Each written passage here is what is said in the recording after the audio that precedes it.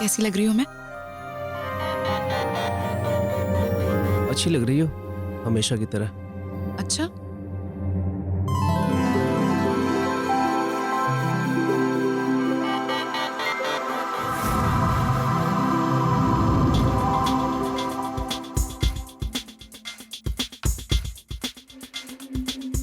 वैसे आज मादी पूर्णिमा है। पंडित जी ने आज तक व्रत रखने को कहा था ना आपको, तो इसका मतलब आज से व्रत खत्म और हमारा एक्चुअल हनीमून शुरू।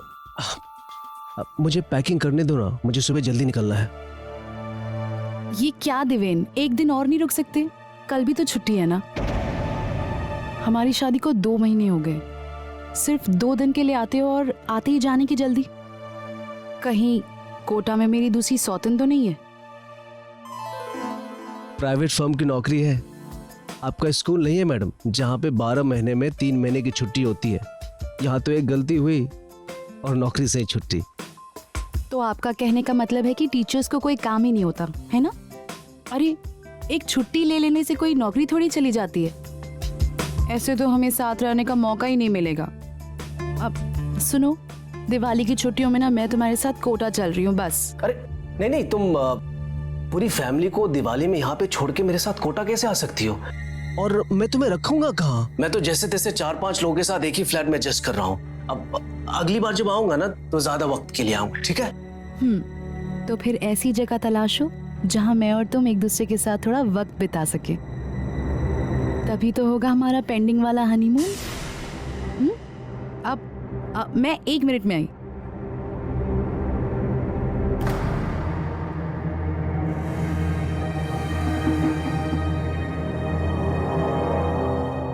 ये देखो,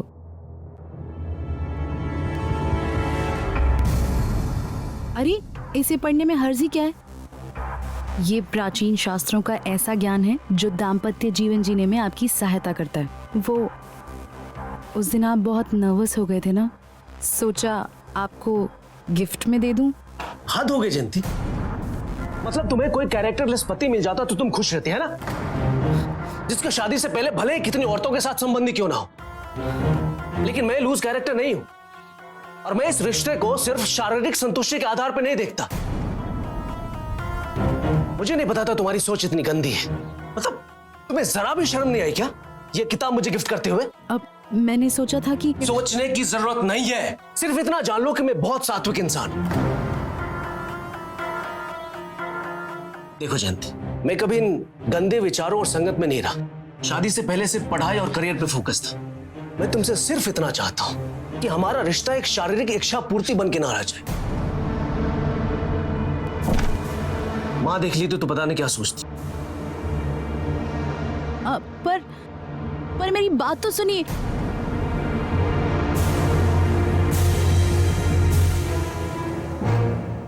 फिर कह रही हूँ दिवेन, ध्यान रख, अगर उसे तेरी उस कमजोरी के बारे में जरा भी भनक लग गई ना तो बहुत मुश्किल हो जाएगी। वो तो पीछे पड़ गई है माँ, कह रही है कोटा में जाके मेरे साथ रहेगी। अरे माँ तू चिंता मत कर, मैंने अभी तक संभाल लिया है। अब वो आगे से कोटा जाने की बात नहीं करेगी। अब रात बहुत हो चुकी है, तो आराम कर। ठीक है बेटा, ठीक है, तू जा।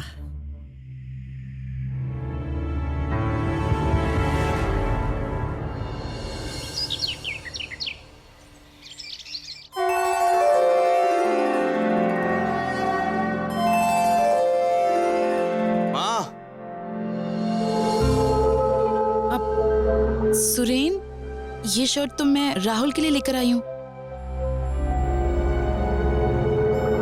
ये उसका बर्थडे गिफ्ट है। तुम एक काम करो, इसे उतार दो, मैं उसकी कलीग अपर्णा के हाथ उसे भिजवा दूंगी। अब तो मैंने ये पहन ली, कितनी अच्छी और फिट आ रही है मुझ पर, तो अब ये मेरी होगी। हाँ, ये क्या तरीका हुआ? इतनी मुश्किल से मिली थी, उसका फेवरेट ब्रांड है। राठौर परिवार के बारे में भी सोच लिया कर। एक शर्ट और ले आती तो क्या हो जाता। और हाँ, तेरे पर्स में से मैंने 5,000 रुपए निकाल लिए हैं, कोई जरूरी खर्च के लिए। ऐसे क्या घूर रही है, नहीं ले सकती क्या? दिवेन ने और पैसे भेजने से मना किया है। तू तो जानती है सुरेन के नए काम के लिए उसने पैसे भेजे हैं, पर घर के खर्च के लिए भी तो लगता है ना। पर माँ, मुझसे एक बार पूछ तो लिया होता। वो पैसे मैंने किसी और खर्च के लिए रखे थे। और वैसे भी मेरे दहेज में जो 21 लाख रुपए मिले थे उसे किस गड्ढे में डाल दिया आपने? अरे वाह, बहुत मुंह खुलने लगा है तेरा। इसीलिए मैं पढ़ी लिखी बहू नहीं लाना चाहती थी। जब चाहो जबान लड़वा लो। और 50 लाख रुपए मिल रहे थे हमें दहेज में। तो वही रिश्ता कर लेना था ना, किसी ने रोका था क्या आपको? पता नहीं मेरे बेटे ने क्या देखा था तुझ में। जब तेरा बाप इतना दहेज ना दे पाने पे गिड़गिड़ाया था ना देवेन के सामने, तो बेचारे का दिल पिघल गया था। अब वही लड़की आरती उतार रही है मेरी। फुंकार ले जितना फुंकारना है, आने दे इस बार देवेन को। बताऊंगी उसे कि कैसे नागिन बहू लेकर आया है। हाँ?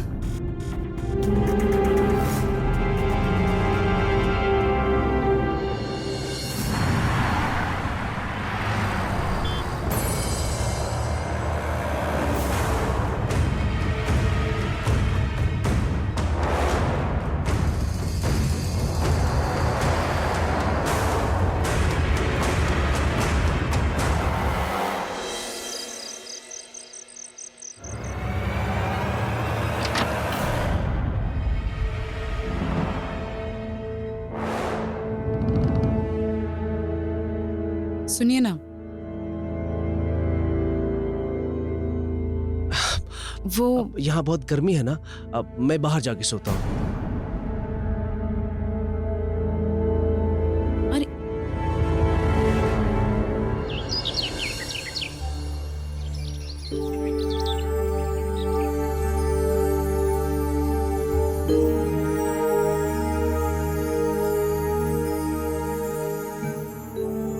आज एक और पूर्णिमा हो गई है।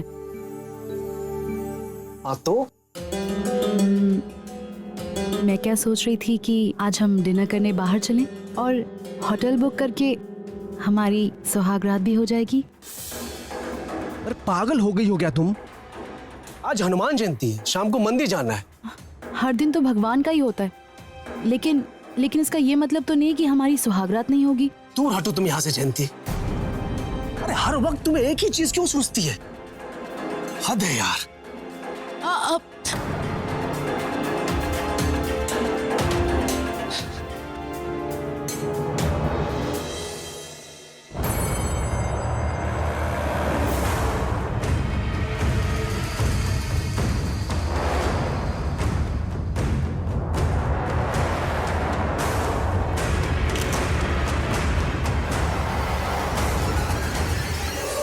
क्या बात कर रही हो? शादी के 4 महीने हो गए और अभी तक तू वर्जिन है। झूठ। एक साथ एक ही बिस्तर पे आदमी और औरत का साथ घास और आग के यारी के जैसे होता है, और घास को तो जलना ही है। सच कहा अपर्णा, पर देवेन सिर्फ हर महीने 2 दिन के लिए आते हैं, और उसमें भी उनका वो व्रत वगैरह का चक्कर। पता नहीं, कभी कभी तो मुझे लगता है वो जैसे मुझे फ्रॉड कर रहे हैं। जयंती, तू देवेन से साफ साफ बात कर। देख, याद रखना, शारीरिक सुख के बिना शादी नहीं टिकती। कोशिश तो कर रही हूँ, पर कुछ ना कुछ तो करना ही पड़ेगा।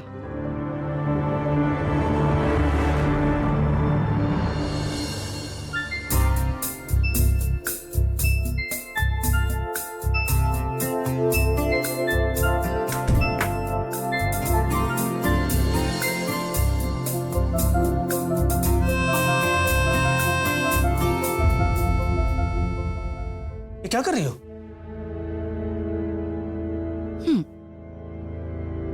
कुछ नहीं, वही जो एक पति पत्नी को करना चाहिए। एक औरत हूं, इसलिए ऐसी पहल करना मुझे भी अच्छा नहीं लग रहा, लेकिन आप तो कर सकते हैं ना। 2 महीने पहले ही व्रत खत्म हो गए थे और हमारी सुहागरात कब की मन गई होती। तुम्हें शर्म आती है? अरे बीबी के संस्कार ऐसे होते हैं? मेरे दोस्त रिश्तेदारों में किसी की बीबी ने इतनी गंदी हरकत नहीं की, और ऐसे ही झगड़ा बढ़ाते रहे ना तो एक बात याद रखो, महीने के 1-2 दिन आना भी बंद कर दूंगा। सुनो, मैंने कहाँ झगड़ा किया है? अच्छा सॉरी। अरे मेरी बात तो सुनो, सुनिए ना, अब दरवाजा तो खोलिए। अच्छा ठीक है ना बाबा, सॉरी। अब सुनिए, मेरी बात तो सुनिए। क्या सुनूं मैं, क्या सुनूं? आप ऐसे गुस्सा मत मुझे करिए। तुम्हारे साथ रहना ही नहीं। रोज एक ही चीज में पागल हो गया हूं मैं। आप ऐसे गुस्सा मत करिए। देखिए नहीं, आप नहीं, लोग नहीं। प्लीज। माँ, क्या हुआ? माँ, तू ठीक है ना? माँ, क्या हुआ? माँ, वहाँ बैठ। माँ क्या हुआ? ये मनहूस 2 दिन भी चैन से नहीं रहने दिया मेरे बेटे को घर में। आज ही तो आया था और आज ही जा भी रहा है। ये डायन सबका चैन छीन कर ही तुझे सुख मिलेगा, पर तुझे क्या? तू तो कल बैग उठाकर चल देगी स्कूल। आई बड़ी मैडम जी। पर माँ मैंने किया क्या है? चुप कर। मेरे तो भाग ही फूट गए। इस उम्र में भी रसोई और घर के काम में खटकती हूँ मैं, ये सोचकर कि तू मेरे बेटे का ख्याल रखेगी, लेकिन ये नक्षत्री मेरे बेटे को घर से भगाने पे ही लगी है। पर माँ मेरी बात तो सुनिए। चुप कर।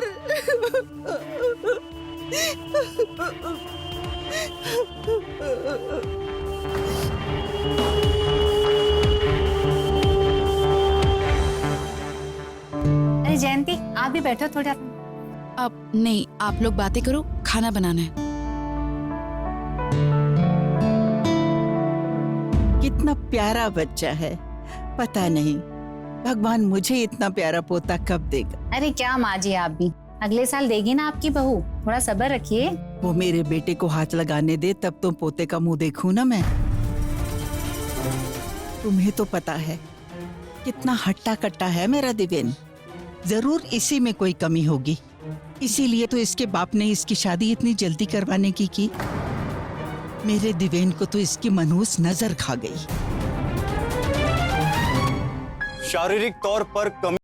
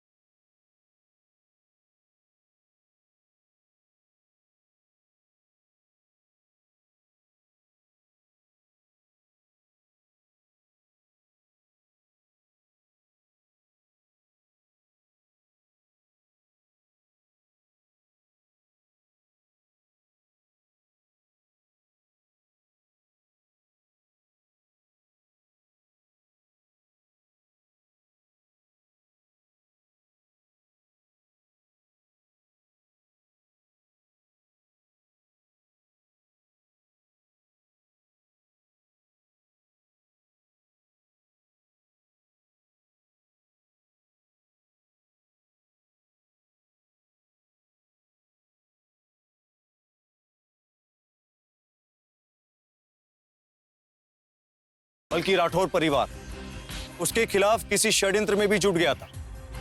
तो क्या जयंती इन साजिशों का सामना कर पाएगी या हालातों के आगे घुटने टेक देगी? प्रणाम माँ। जीते रहो बेटा। कैसी हैं आप? मैं ठीक हूँ। देखिए ऐसा करते हैं, पहले 2 5 सीटर्स लेते हैं और इसके बाद 1 7 सीटर्स, ठीक है? चाय? भाभी। अब माँ ये आपके लिए। हाँ भैया, इतने से हम अपनी टैक्सी सर्विस शुरू कर सकते हैं। फिर सब मिलकर ना पुष्कर मेले में जाएंगे। हाँ माँ, क्यों नहीं, बिल्कुल। अब माँ मैंने सोच लिया है कि आपको पोता चाहिए, तो मैं देवेन के साथ कोटा जा रही हूँ। अपने पति के साथ थोड़ा रहूंगी, भले ही कैसे भी रहूं। शादी का मतलब ये नहीं कि पति के गले में ही लटकी रहो। कितने लोग हैं जो अलग अलग शहरों में रह के भी नौकरी करते हैं और अपनी शादी पे आंच भी नहीं आने देते, और फिर दिवेन आता जाता रहता है ना। पर माँ मेरे साथ कितना टाइम बिता पाते हैं ये?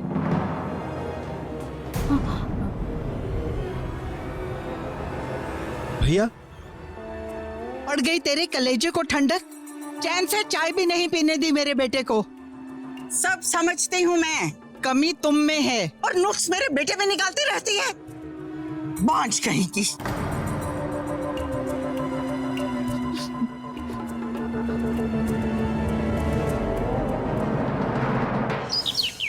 अभी जाके उनके हाथ पैर तोड़ता हूँ। उनकी हिम्मत कैसे हुई दीदी के साथ ऐसा करने की? राहुल पहले पूरी बात समझ तो लो। क्या जानना है पापा? राठौर फैमिली जब दहेज के लिए आदी थी तभी आपसे बोला था कि दीदी का रिश्ता वहां मत करिए, वो लोग अच्छे लोग नहीं है। पापा, राहुल सही तो कह रहा है, आपको उन्हें दहेज नहीं देना चाहिए था। आपने अपनी पूरी जिंदगी की कमाई उन लालची लोगों पर उड़ा दी। दुनिया का हर बाप अपनी बेटी के भविष्य के लिए कुछ ना कुछ देता है, और तुम वहां खुश रहोगी, हमने भी यही सोच कर दिया था। पापा, लेकिन ससुराल में मैं खुश भी तो नहीं हूँ। उस घर में मेरी कोई इज्जत नहीं है, कोई सम्मान नहीं है, कोई मुझसे प्यार नहीं करता।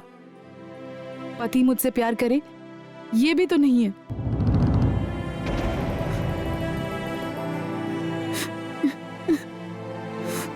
चुप हो जा बेटी, चुप हो जा। मैंने तो पहले ही बोला था कि वो लोग अच्छे लोग नहीं है। अब देख रहे हैं ना दीदी की क्या हालत कर दी है।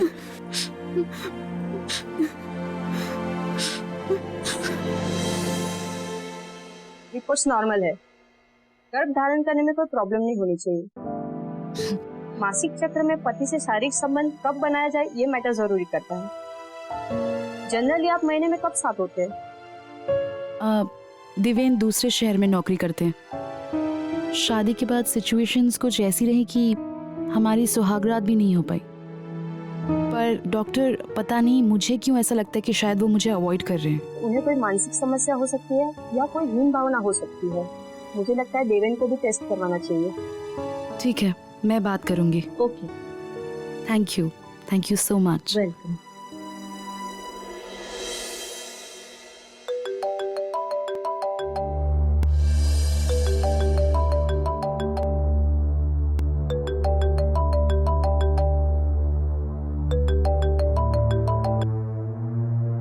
हेलो, हाँ जीजू, क्या बात है? वैसे हमें आपसे और आपके परिवार से ऐसी उम्मीद नहीं थी। देखो, मैं सबकी तरफ से माफी मांग रहा हूँ। माँ उस दिन कुछ ज्यादा ही बोल गई थी, लेकिन जयंती के जाने का अफसोस हम सबको है। राहुल, जयंती को फोन दो, मुझे उससे भी माफी मांगनी है। दीदी, जीजू आपसे बात करना चाहते हैं।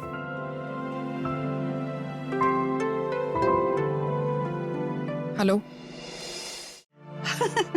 बिल्कुल ठीक है। हाँ जी, हाँ जी। अब मैं आपसे बाद में बात करती हूँ। अरे मेरी अच्छी बहू, मेरी प्यारी बहू आ गई। जीती रहो बेटा, जीती रहो। भाभी, आप आ गई? और राहुल कैसे हो? अच्छा हूँ। पता है जयंती बेटा, हम बिन माँ के बच्चे को क्यों ब्याह कर लाए थे? ताकि उसे अपनी बेटी बना के रख सकी। और तुम हो के हमसे नाराज होकर चली गई। कोई अपनी माँ से भी नाराज होकर जाता है? मुझे माफ नहीं करोगी बेटा? मैं तो बस इतना चाहती हूँ कि हम सब मिलकर खुशी खुशी रहें। माँ, मैं भी तो यही चाहती हूँ कि हम सब लोग खुश रहें। बेटा, मैंने ना माता रानी से मन्नत मांगी थी कि सब ठीक हो जाए, और देखो मेरी प्यारी बहू आ गई।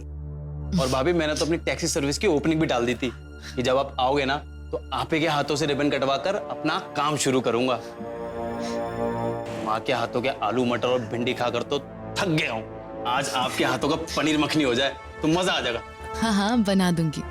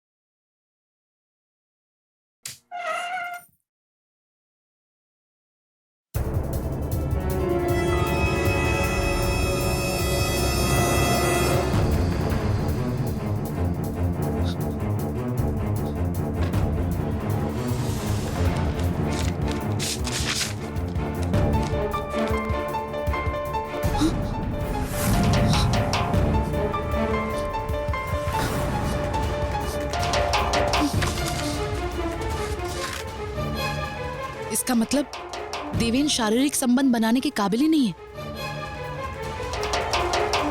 इतना इतना बड़ा झूठ, इतनी बड़ी बात छुपाई मुझसे।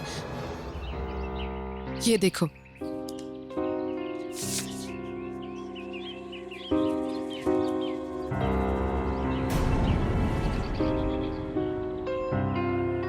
देवेन के नपुंसक होने का सबूत मिलने के बाद अब मैं और उसके साथ नहीं रह सकती। उसने मुझे धोखा दिया है, मेरी तो लाइफ ही बर्बाद हो गई। और पापा को इतना बड़ा धोखा। मैं तुम्हें एक वकील का नंबर देती हूँ, वो तुम्हें बताएगा कि कानून इस मामले में तुम्हारी कैसे मदद कर सकता है। लेकिन हाँ, तुम देवेन से इस बार साफ साफ बात करोगी। ठीक है, अब लेकिन तुम जब अजमेर जाओगी तो इस बारे में पापा जी से कुछ मत बोलना, वो बर्दाश्त नहीं कर पाएंगे। यहाँ मैं सब संभाल लूंगी। आज नहीं तो कल तुम्हारे पापा को सब पता चल जाएगा। मैं तो कहूंगी कि तुम अपने पापा को सब बता दो, लेकिन फिर भी अगर तुम कहती हो तो ठीक है, मैं अभी तुम्हारे पापा को कुछ नहीं बताऊंगी। थैंक्स।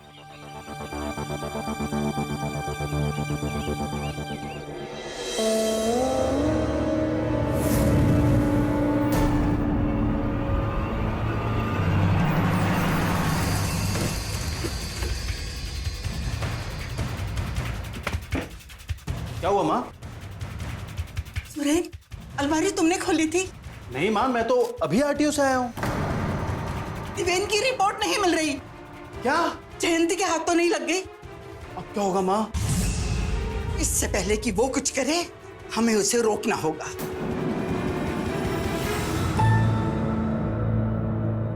हेलो, देवेन, तुम इस हफ्ते घर आ रहे हो या मैं कोटा हूँ?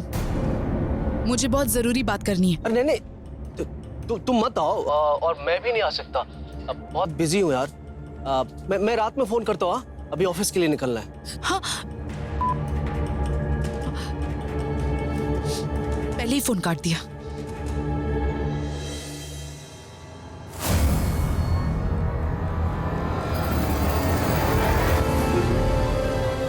सुरेन, तुम यहाँ क्या कर रहे हो? आज रात मैं आपके साथ सोऊंगा। जो सुख भैया आपको नहीं दे पाए वो मैं आपको दूंगा। आप चिंता मत करो, मैं हूं ना। तुम्हारा दिमाग तो नहीं खराब हो गया? होश में तो हो? देखो, तुम यहाँ से इसी वक्त चले जाओ वरना मैं चिल्लाऊंगी। भाभी, मैं आपको बहुत प्यार करता हूँ, प्लीज चिल्लाओ मत। वो मैं आपको सारी खुशियां दूंगा जो भैया कभी नहीं दे पाए और ना ही दे सकते हैं। आओ, मैं भाभी से माँ बना दूं।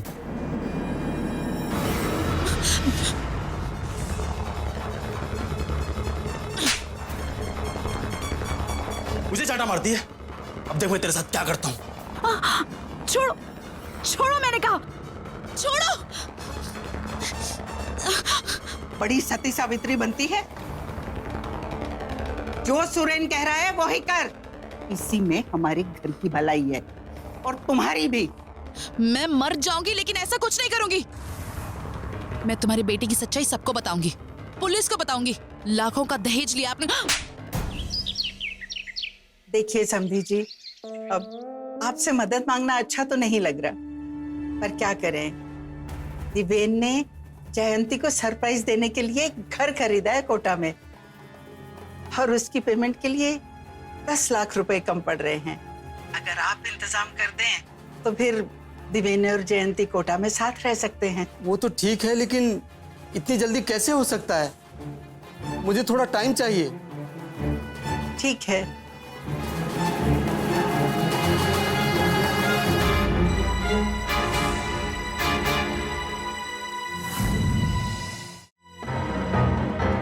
क्या हुआ पापा, आप परेशान दिख रहे हैं?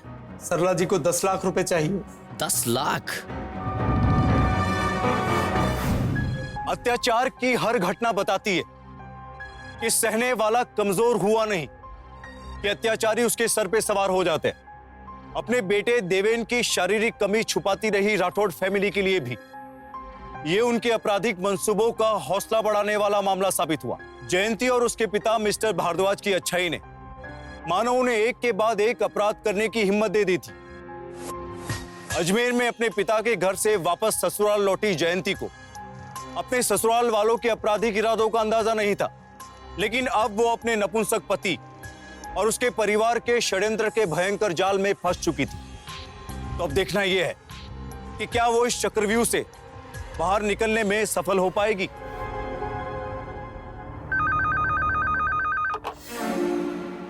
हेलो। नमस्कार समधिन जी। नमस्ते जी। जरा जयंती से बात कराइए। कहाँ है जयंती? जयंती तो कोटा गई है। अच्छा,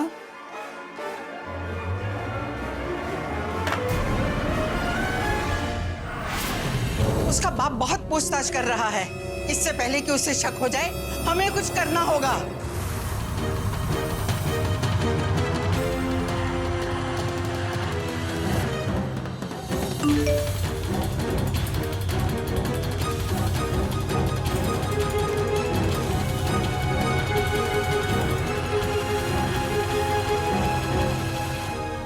जयंती अजमेर आई है क्या? उसके ससुराल वालों ने बताया था। दीदी यहाँ तो नहीं आई हैं, लेकिन पापा के पास उनका एसएमएस आया था कि वो जीजू के साथ रणथंभौर में हैं। भैया ये कैसे हो सकता है? देवेन तो इम्पोर्टेंट है। लास्ट वीक ही जयंती ने मुझे उसके मेडिकल रिपोर्ट्स दिखाए थे। राहुल, क्या हुआ? पापा मुझे तुरंत भरतपुर जाना होगा। क्या हुआ? सब ठीक तो है? कुछ ठीक नहीं है, कुछ तो गड़बड़ चल रही है।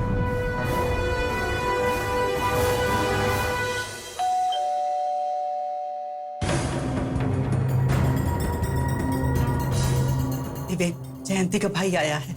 तू पिछले दरवाजे से निकल जा।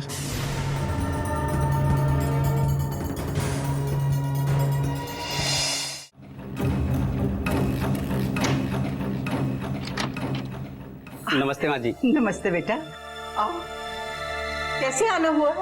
वो बस भरतपुर एक फ्रेंड से मिलने आया था, तो अच्छा। पापा ने थोड़ा सा सामान दे दिया। और राहुल कैसे हो? बढ़िया, आप कैसे? मैं भी अच्छा हूँ। ये मिठाई। इसकी क्या जरूरत थी? ये साड़ी मैं दीदी के रूम में रख देता हूँ, वो आएंगी तो ले लेंगी।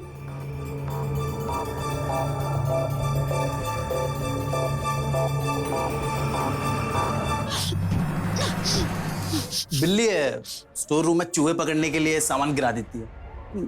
जाओ भाभी के रूम में फ्रेश हो जाओ।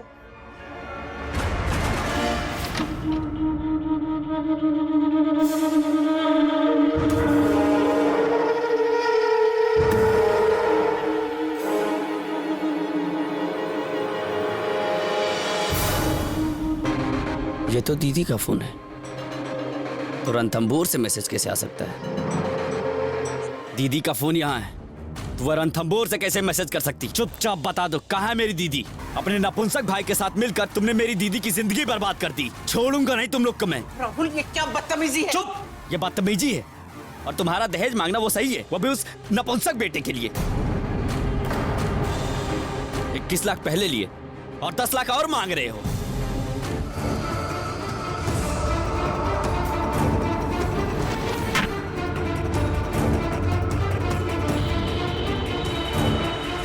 सत्यानाश! जयंती के मायके वालों को सब पता चल गया है तेरी असलियत के बारे में। ये किस्सा आज रात को ही खत्म करना पड़ेगा। इसे किसी झील या नदी में जाके फेंक दो, सुबह तक इसे मगरमच्छ निकल जाएंगे। चुप!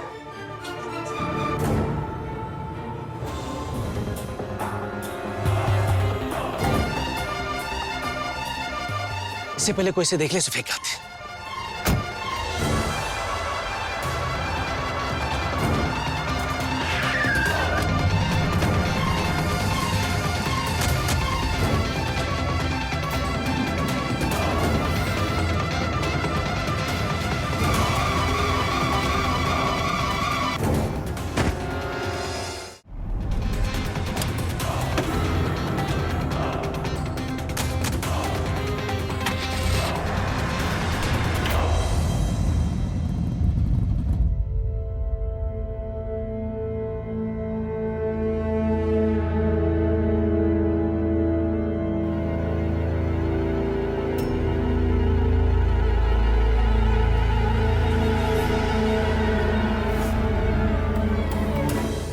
सर मैंने ही आपको फोन किया था। ओके, चेक करो इसे।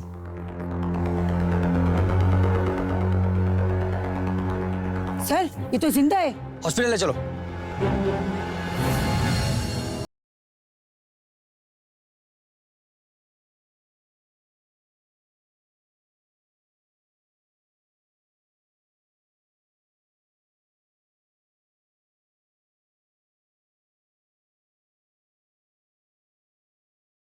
मुझे नहीं पता कि मैं वहां पे कैसे पहुंची, पर मुझे अपने ससुराल वापस नहीं जाना।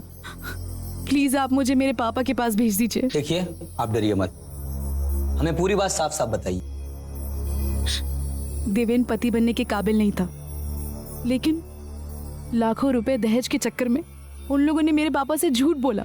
मैंने कई बार देवेन से बात करने की कोशिश की, लेकिन मुझे क्या पता था कि वो लोग सब एक दूसरे से मिले हुए हैं।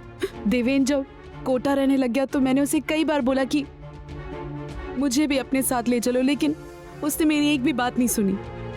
उसके बाद मेरी सास रोज मेरे ऊपर एक से एक नए नए अत्याचार करती थी मेरे ऊपर।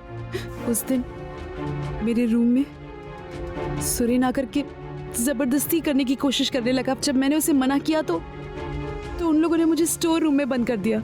मेरा भाई आया था मुझसे मिलने, लेकिन उन लोगों ने उसे मुझ तक पहुंचने ही नहीं दिया और उसे मार दिया।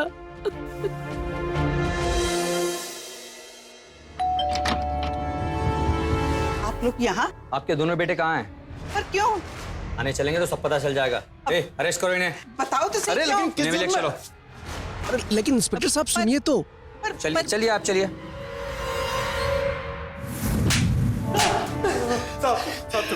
बोल, जयंती और उसका भाई कहाँ है? बोल कहाँ है? तुम लोगों ने अपने घर की बहू को रास्ते में छोड़ दिया मरने के लिए। शर्म नहीं आई तुम्हें? तुम लोगों ने राहुल और जयंती के साथ क्या किया? जल्दी बता। सीधे तरीके से बोलते हो या मेरे पास और भी बहुत सारे रास्ते हैं? जल्दी बता। साहब हम घबरा गए थे साहब कि जयंती और उसका भाई देवेन भैया के नामर्द होने की बात इसको बोल ना दे और हम दहेज के केस में ना फंस जाए, इसलिए साहब। लेकिन अब तुम दोनों मर्डर के केस में फंस गए हो। मारो दोनों को। बताती हूँ। हाँ तो बोलिए। मुझे कैसे बर्दाश्त होता कि कोई मेरे बेटे को नामर्द कहे। घर के बाद घर में रहे, इसलिए मैंने जयंती को सुरेन से बच्चा पैदा करने को कहा, लेकिन वो नहीं मानी। और फिर राहुल ने आके हमें धमकाया कि वो मेरे बेटे को बदनाम कर देगा और हमें जेल भिजवा देगा। तो आपने उसे मारने का प्लान बना लिया। वैसे कितना दहेज में लिया था आपने पैसे उनसे? 21 लाख। अब आपकी जेल में रोने की बारी है। अब साबित करना कोर्ट में अपनी बेगुनाही। आप जैसी औरतों ने माहौल खराब करके रखा है।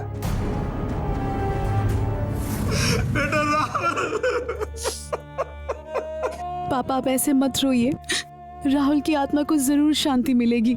देवेन और उसके लालची घर वाले आखिरकार सलाखों के पीछे जा रहे हैं। आप ऐसे दिल छोटा मत करिए।